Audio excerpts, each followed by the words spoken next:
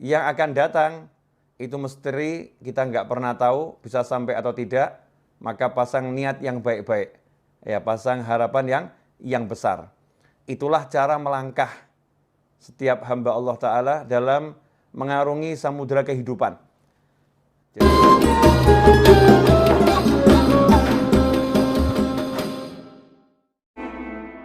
Bismillahirrahmanirrahim. Bismillahirrahmanirrahim. Alhamdulillahirabbil alamin. Allahumma shalli wa sallim ala sayyidina Muhammadin miftahi babi rahmatillah adada ma fi ilmillah salatan wa salaman daimaini bidawami mulkillah wa ala alihi wa sahbihi. Assalamualaikum warahmatullahi wabarakatuh. Teman-teman semuanya, kaum muslimin dan muslimat dimanapun berada, alhamdulillah kita berada di tahun baru 1442 Hijriah. Di hari pertama bulan Muharram, mudah-mudahan kita semua bisa menjadi seperti bayi yang baru lahir. Ya, bayi yang baru lahir seperti kertas putih yang belum ada coret-coretannya. Maksudnya apa? Tidak punya dosa, tidak punya salah, karena sudah diampuni, dimaafkan oleh Allah Subhanahu wa Ta'ala. Amin, Allahumma amin. Yang lewat, biarlah sudah lewat. Yang sekarang, yuk kita isi dengan kebaikan, dinikmati. Yang akan datang, itu misteri, kita nggak pernah tahu bisa sampai atau tidak. Maka pasang niat yang baik-baik, ya, pasang harapan yang besar. Itulah cara melangkah setiap hamba Allah Ta'ala dalam mengarungi samudera kehidupan. Jadi orang hidup itu dikatakan oleh para ulama as-sufi ibnu waqtih.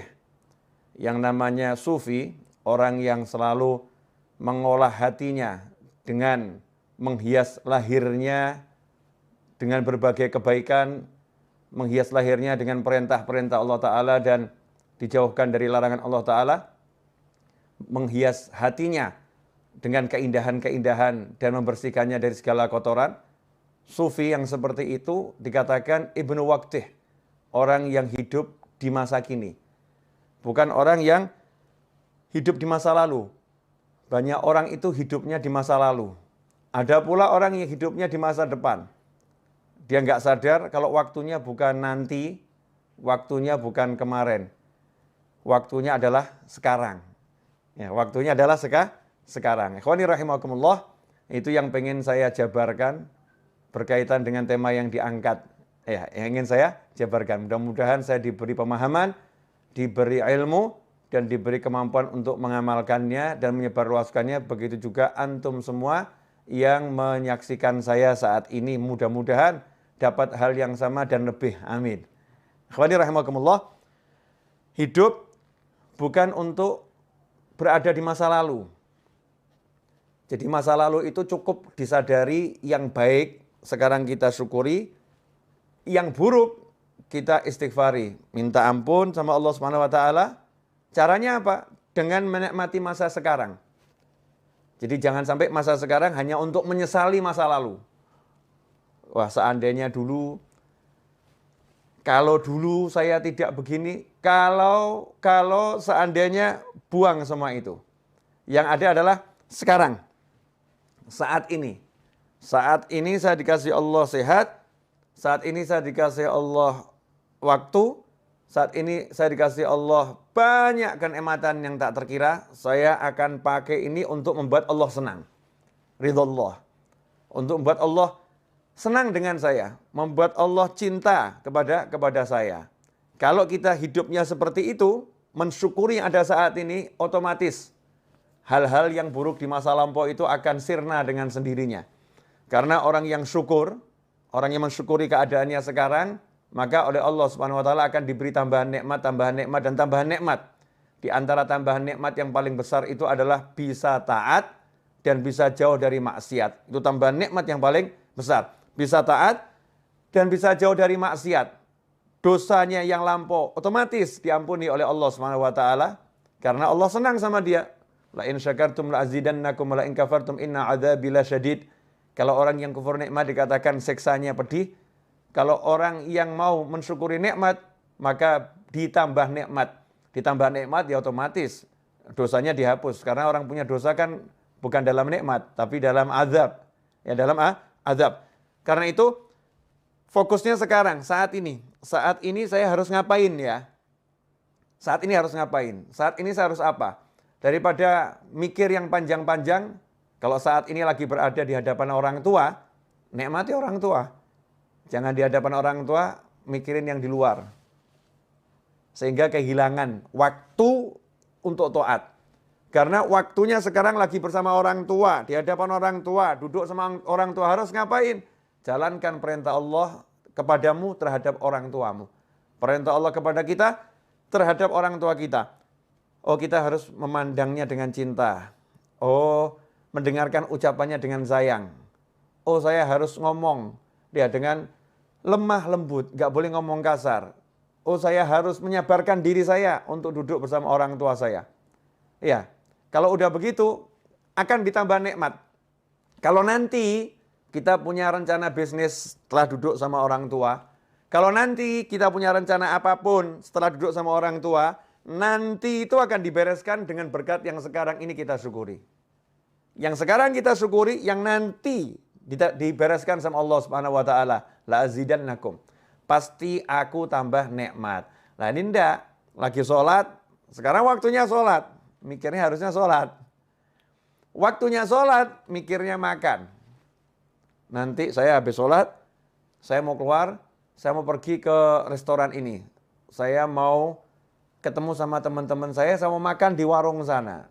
Nanti habis sholat, saya mau cari di menu, ya warung-warung online. Ya. Ada warung online banyak, restoran online, saya mau cari menunya apa, habis sholat. Tapi mikirnya dalam sholat. Sehingga kehilangan waktu sholat, nikmat sholat.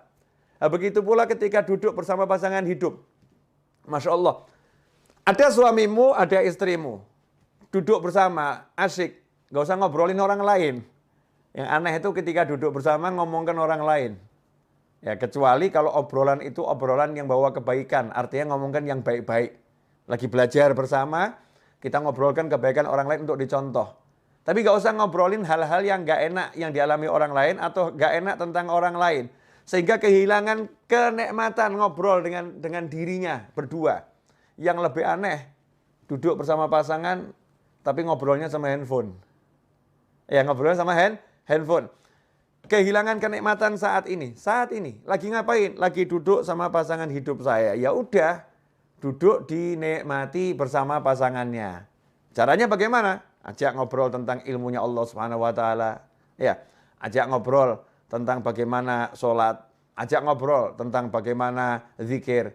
Bukan ngobrol yang nggak ada manfaatnya, menyesali masa lampau. Wah, kemarin itu ya, seandainya saya jadi transaksi, saya akan dapat duit banyak. Oh, nggak jadi kok dibahas. Ya, nggak jadi kok dibahas. Wah, seandainya kemarin itu kita beli rumahnya, kita akan untung sekian. Oh, nggak dibeli kok dibahas. Nggak dibeli kok dibahas. Jadi hidupnya di masa lampau, duduk bersama pasangannya bukan ngobrolkan akhirat, yang diobrolkan al-fulus, wal duit, dinar, wa dirham. Yang diobrolkan cuma uang dan uang dan uang. Ad-dunya, wa dunya, wa dunya. Sehingga nggak ada kenikmatan. Dalam obrolan itu bahkan susah rahmat mau turun. Rahmat mau turun itu susah karena obrolannya bukan dalam taat pada Allah Subhanahu wa taala. Coba kalau duduknya itu ngobrol tentang ketaatan. Masya Allah. Nikmat. Contoh tentang ketaatan, bab masakan itu ketaatan loh. Suami sama istri duduk, makan sayur asem. Suaminya ngomong, enak bener nih sayur asemnya nih. Ini kan lagi ngomentari makanannya istri, ya bersama istri di meja makan atau di tempat makan. Enak bener ini, Masya Allah. Seger badan jadinya rasanya. Istri yang jawab, ini mas bisa aja. Padahal ini gak enak nih pasti ini. Nyindir-nyindir ini. Enggak nih enak bener ini. Kelihatannya obrolan biasa. Tapi ini taat. Sebagaimana disebutkan dalam sebuah riwayat. Dudukmu bersama pasangan hidupmu untuk menyenangkan hatinya. Di jalan Allah Ta'ala lebih utama daripada iktikaf. di masjidku ini 1 tahun. Atau kama qala sallallahu. Diriwayat seperti itu. Itu nikmat. Kemudian yang lebih menyedihkan lagi, waktunya sekarang untuk melamunkan masa depan. Melamunkan. Nanti kalau rumah itu laku, saya mau beli mobil. Nanti kalau tanah yang di sana laku, saya mau beli rumah. Nanti. Sementara dia sekarang nggak mau kerja. Jadi sekarang ini hidupnya cuman nganggur, nggak mau bergerak. Nah ini kasihan nih. Ini namanya bukan punya cita-cita. Itu namanya melamun dalam syariat. Jadi cita-cita sama melamun itu beda. Ya, dikatakan kalau yang cita-cita itu bagus, tapi kalau melamun itu dari syaitan. Kalau melamun itu dari setan. Apa bedanya orang melamun sama cita-cita?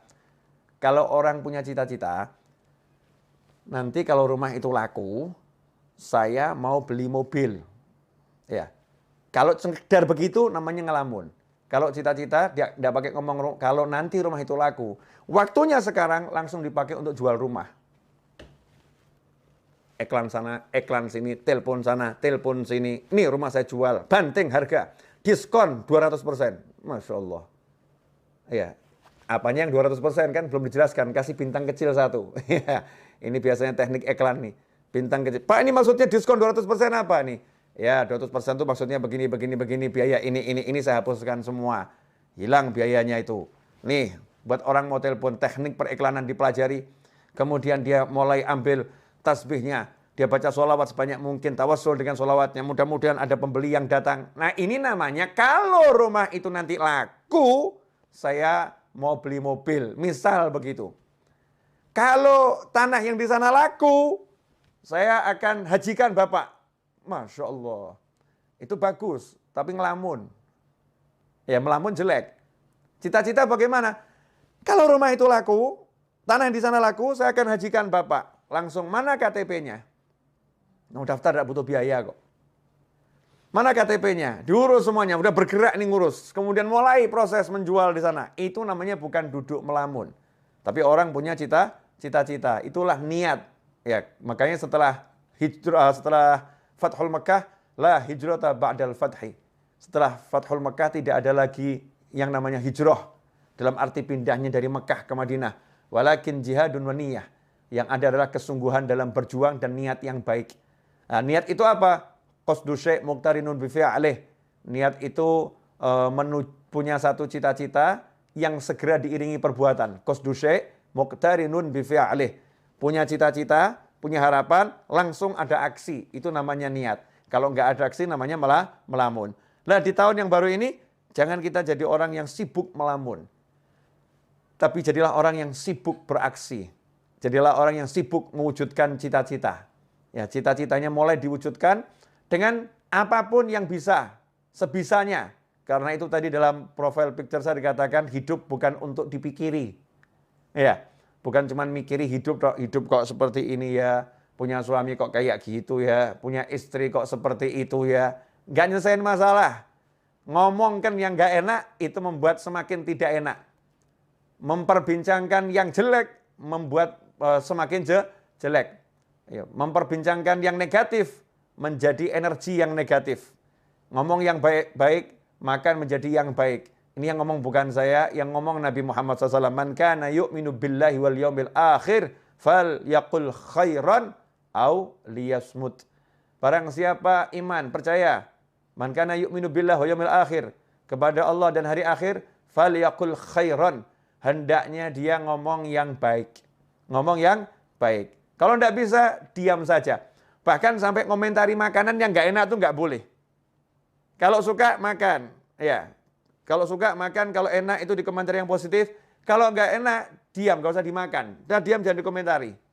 Karena mengomentari makanan yang nggak enak itu nggak boleh.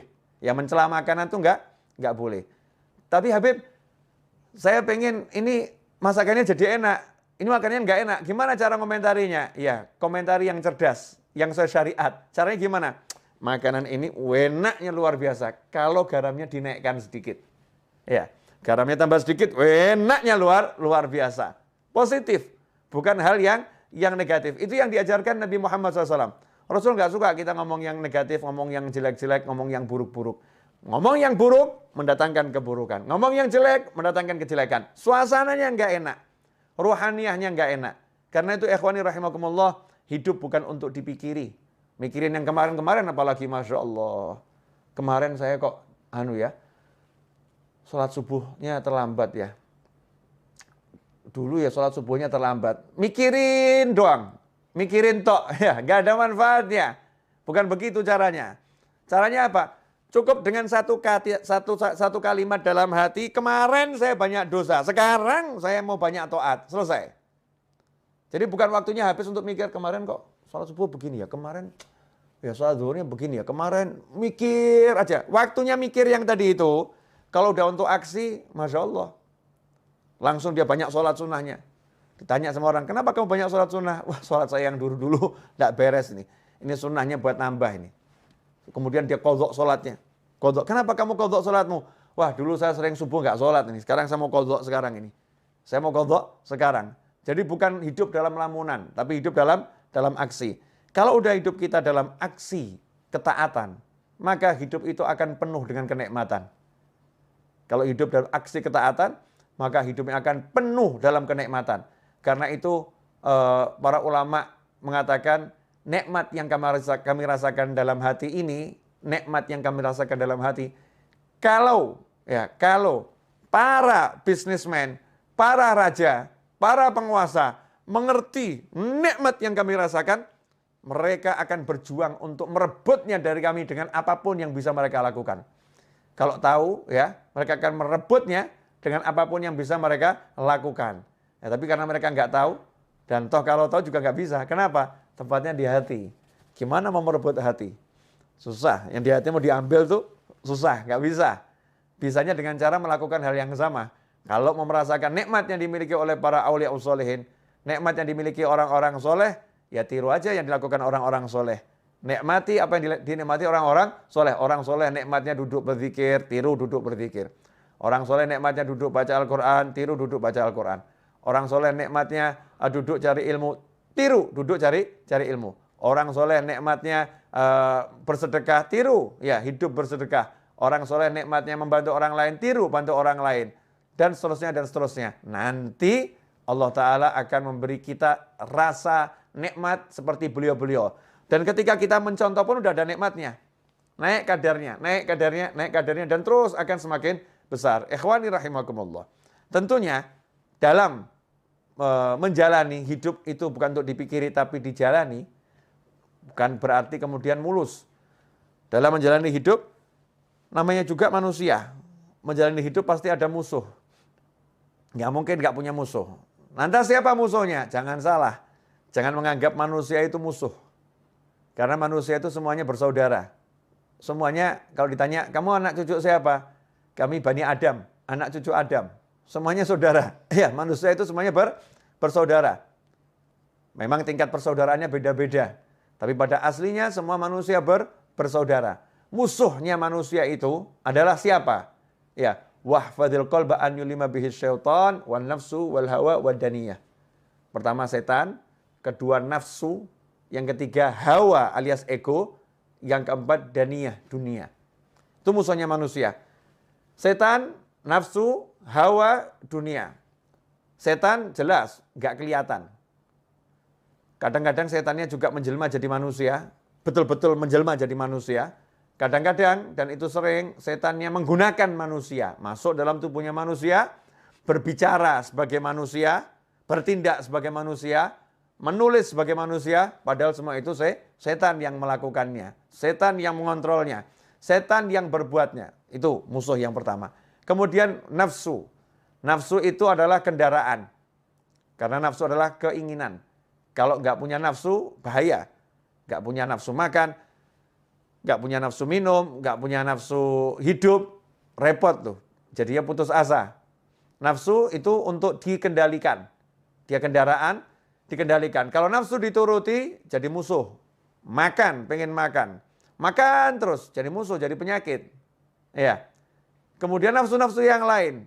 Kalau diturutin jadi maksiat. Naudzubillah min dzalik. Makanya dikendalikan. Hawa. Wah, ini hawa ini kendaraan iblis terbesar. Karena sifatnya sifat turunan iblis. Apa itu? Ego.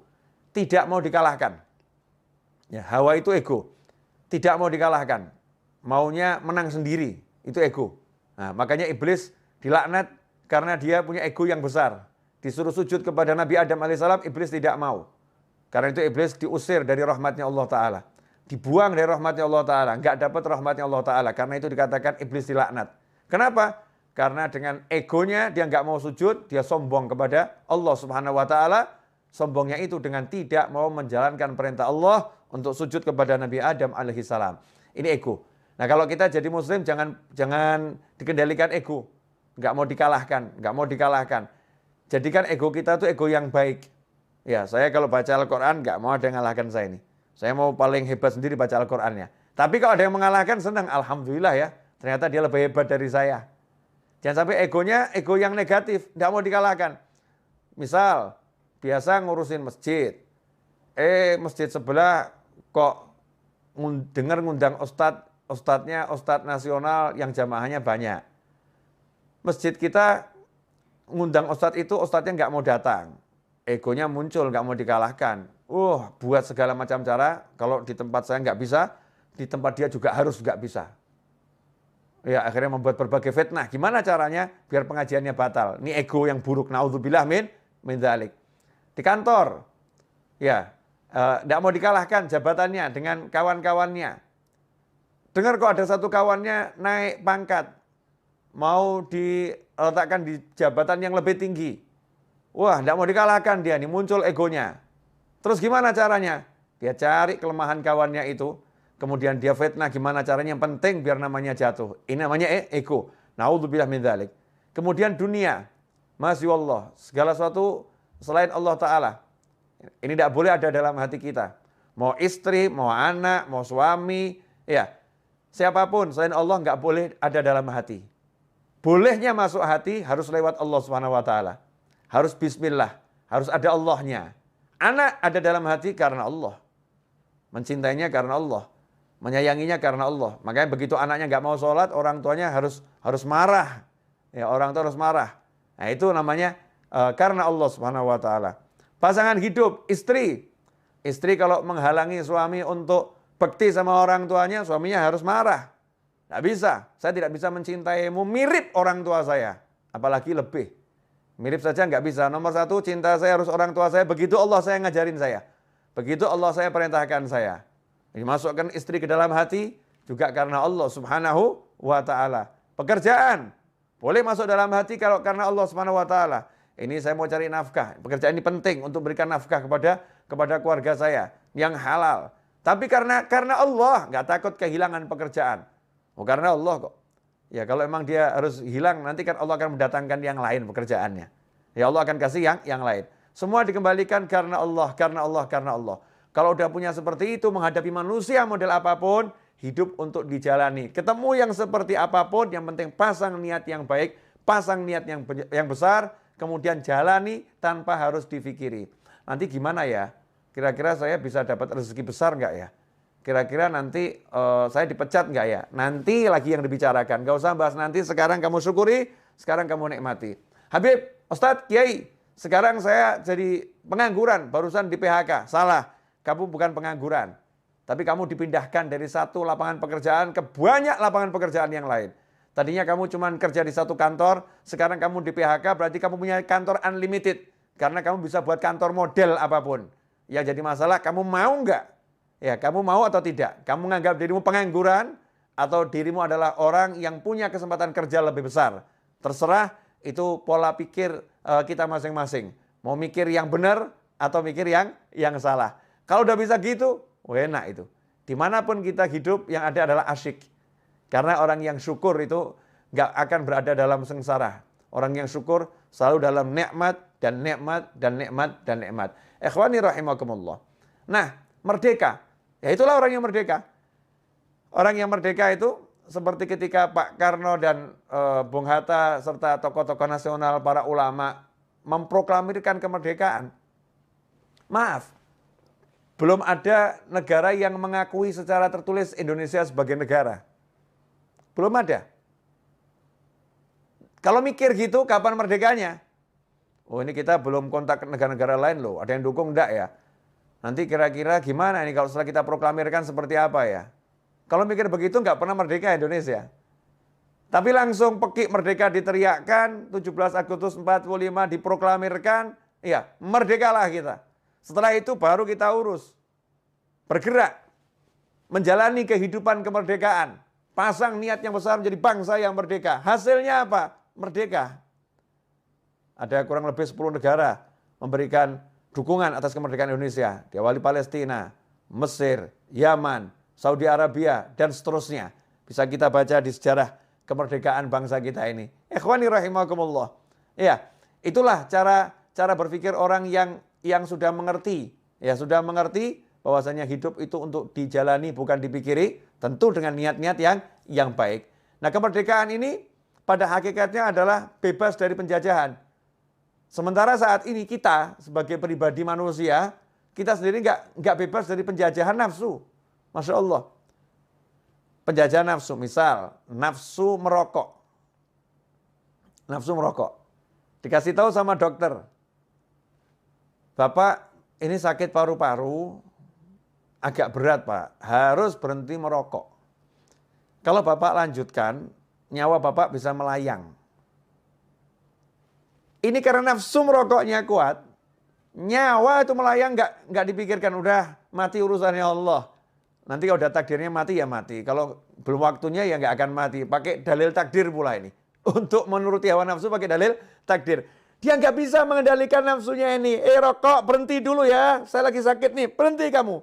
Nggak bisa. Nggak bisa ngomong gitu sama rokok, nggak bisa. Baru sama rokok saja udah dijajah. Masya Allah, itu yang bab rokok. Ada lagi yang bab lain. Ya, kebiasaan yang negatif. Ya, kebiasaan yang negatif. Masing-masing kita ini punya sesuatu yang mungkin menuruti nafsu. Makan, Masya Allah. Dokter melarang ya berdasarkan ilmunya. Bapak tidak boleh makan ini mengandung kolesterol, ini membahayakan jantung Bapak. Tapi nafsunya suka ini, makannya enak semua ini. Ini kalau nggak makan begini rasanya nggak hidup, Masya Allah. Nggak makan begini rasanya nggak hidup, nafsunya itu. Ini kalau diturutin, nggak berhenti dari makanan macam-macam tadi, maka akan jadi sakit yang semakin parah dan akan menghilangkan nyawa. Na'udzubillah min dzalik. Muslim yang merdeka, dia bisa katakan sama nafsunya, stop dulu ya, sampai kondisi saya itu sudah betul-betul baik.